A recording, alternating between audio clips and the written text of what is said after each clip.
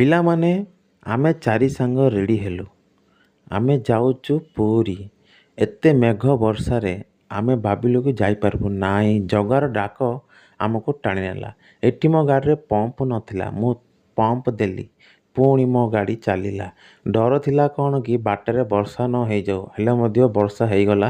ତ ଅଧ ବାଟରେ ଆମେ 4 ଜଣ ସାଙ୍ଗରୁ ଆମେ 3 ଜଣ ସାଙ୍ଗ ହିଁ ରେନକୋଟ୍ ଆଣିଥିଲୁ। ଆଉ ଜଣେ ଏ ସାଙ୍ଗ ଯେଉଁ ଟୋପି ପିନ୍ଧିଛି ସିଏ ଆଣିନଥିଲା। ପୁଣି ଆଗରେ ଯାଉ ଯାଉ କେତେ ଜୋରସେ ପୁରା ଝଡ଼ ତୋଫାନ ଭଳିଆ ବର୍ଷା ହେଲା, ହେଲେ ମଧ୍ୟ ଜଗା ଆମକୁ ଟାଣି ନେଲା। ତ ଟୋଲ୍ ଗେଟ୍ ପାସ୍ ହେଲା ପରେ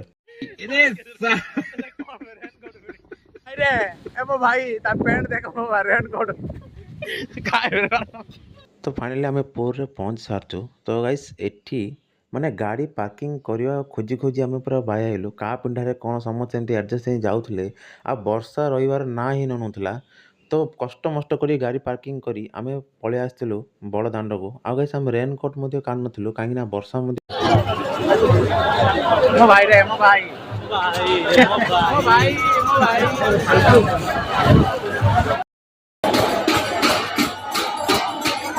ତ ଗାଇସ୍ ଜଣ ପଛେ ଜଣ ସାଙ୍ଗ ଆମେ ମାଡ଼ି ଚାଲିଥିଲୁ ରଥ ଆଡ଼େ।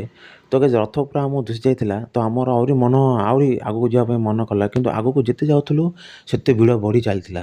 ତ ଗାଇସ୍ ଏପଟୁ ଲୋକ ଆସୁଥିଲେ, ଏପଟୁ ଲୋକ ଯାଉଥିଲେ, ଆଉ ମଝିରେ ଜାଗା ନାହିଁ। ବଡ଼ କଷ୍ଟମଷ୍ଟରେ କରି ଦେଖିପାରୁଥିବେ ଆମର ବଳଭଦ୍ରଙ୍କର ରଥ ଆଗକୁ ଆସି ସାରିଛି। ତ ଏଇ ମଧ୍ୟରେ ଆମେ ଏତେ ଭିଡ଼ରେ ଫସି ଯାଇଥିଲୁ ନା, 4 ସାଙ୍ଗ କିଏ କୁଆଡ଼େ ହେଇଯାଇଥିଲୁ, କିଛି ମାନେ ଇଫେକ୍ଟ ନାହିଁ। ଗୋଟେ ସାଙ୍ଗ 4 ସାଙ୍ଗରୁ କିଏ କୁଆଡ଼େ ହେଇଥିଲା, ଫୋନ୍ ବି ଲାଗୁନଥିଲା। ତ ମଝିରେ ଆମେ ଟିକେ ଯିଏ ଯେ ହିସାବରେ ପୁରା ଭଗବାନଙ୍କୁ ଦର୍ଶନ କଲୁ, ରଥ ଟାଣିଲୁ। ପୁଣି ଆମେ ଆମ ଡେଷ୍ଟିନେସନ୍କୁ ପଳେଇଲୁ। ତ ଗାଇସ୍ ବାଟରେ ଗଲାବେଳେ ଏତେ ଭିଡ଼ରେ ହାଲିଆ ହେଇଯାଇଥିଲି ପୁରା। ତ ସବୁ ମୋ ଚପଲ ବି ନାହିଁ ଗାଇସ୍, ଚପଲ ମଧ୍ୟ ସେ ଭିଡ଼ରେ ରହିଗଲା। କେଉଁଠି ରହିଲା କିଏ ଜାଣିଛି। ପୁରା ମୋ ଗୋଡ଼କୁ ଦଳା ମନ୍ଥା ପୁରା କରିଦେଇଛନ୍ତି। ତ ବାଟରେ ଆମେ ରହିଲୁ ମା ବାଟ ମଙ୍ଗଳା ପାଖରେ ଟିକେ ଦର୍ଶନ କଲୁ, ଆଳତି ହେଉଥିଲା। ତାପରେ ଆମେ ଆଗକୁ ଗଲୁ ରାମେଶ୍ୱର ପାଖରେ ଟିକେ ରହିଲୁ। ସେଠି ଟିକେ ଆମେ କିଛି ବି ଖାଇନଥିଲୁ ଗାଇସ୍ ସକାଳୁ। ତ ଜଳଖିଆ ପତ୍ର ଏଠି ହିଁ କଲୁ। ଏ ଦେଖନ୍ତୁ ନଣ୍ଡା ମୁଣ୍ଡିଆ ବଇଛି ଏଠି। ତ ଗାଇସ୍ ମୁଁ ବି ଏଠି ଟିକେ ଟିଫିନ୍ କଲୁ। ତାପରେ ଆମେ ଗଲୁ ବ୍ରହ୍ମପୁର ବୁଝିଲେ। ତ ଏଇଠୁ ଆହୁରି ଅଛି ଗାଇସ୍ କେତେ କିଲୋମିଟର ଆପଣ କମେଣ୍ଟ କରନ୍ତୁ।